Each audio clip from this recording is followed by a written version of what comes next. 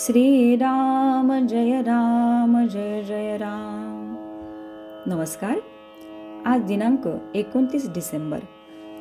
आजचा विषय आहे मीपणाचे विसर्जन करून सुख दुःखातीत राहावे. भक्ती म्हणजे संलग्न होणे.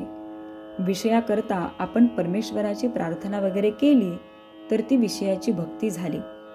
परमेश्वराची कशी होईल?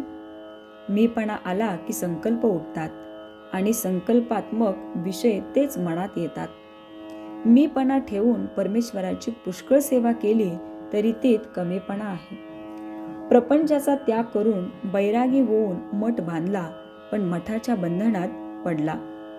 देवाला दागिने घातले का तर त्याचे रूप आपल्याला चांगले दिसावे म्हणून. चांगल्या कृत्यात सुद्धा मीपणा कसा लपून बसलेला असतो बघा. थोडक्यात म्हणजे मीपणाचे विसर्जन केले पाहिजे. साधू कर्तेपण परमेश्वराला देतात. वास्तविक आपण कर्ते आहोत कुठे? आपण कर्ते म्हटले परंतु मग आपल्या इच्छेप्रमाणे गोष्टी घडतात कुठे? पण नसलेले कर्तेपण आपल्याकडे ओढून घेऊन माणूस सुखी किंवा दुखी होतो. ज्याच्याकडे कर्तेपण आहे त्याला ते देऊन आपण सुख दुःखातीत राहावे. हे सर्व ईश्वराचे आहे. हेच सार वेद श्रुती सांगतात.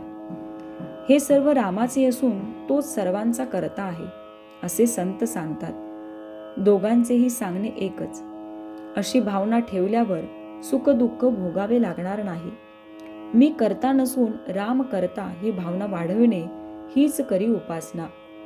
मी काही नाही कोणीतरी बाहुली आहे असे समजावे.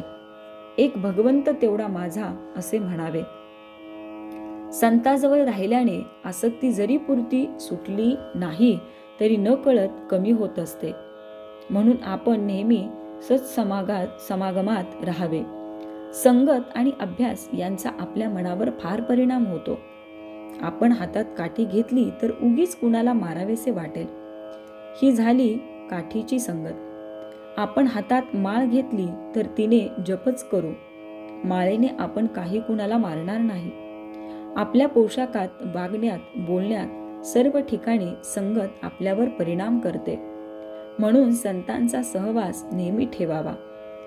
गाय जशी वासरा मागून येते तसे संत नामा मागून आलेच पाहिजेत.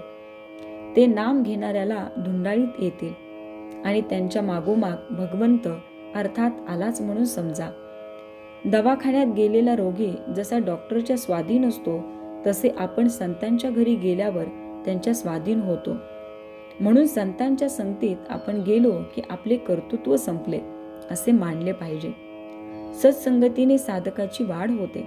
संतांना ओळखण्यासाठी अनुसंधानाशिवाय दुसरे साधन नाही. संतांना भक्तीचे व्यसन असते. ते नेहमी नामात असतात. संत हे भगवंता वाचून दुसरीकडे राहिलेच नाहीत. म्हणूनच ते संत झाले म्हणजे देवस्वरूप बनले.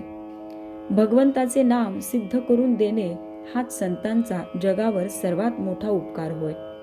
प्रापंचिक लोकांना परमार्थाला लावावयाला संसारी संतच खरा उपयोगी पडतो.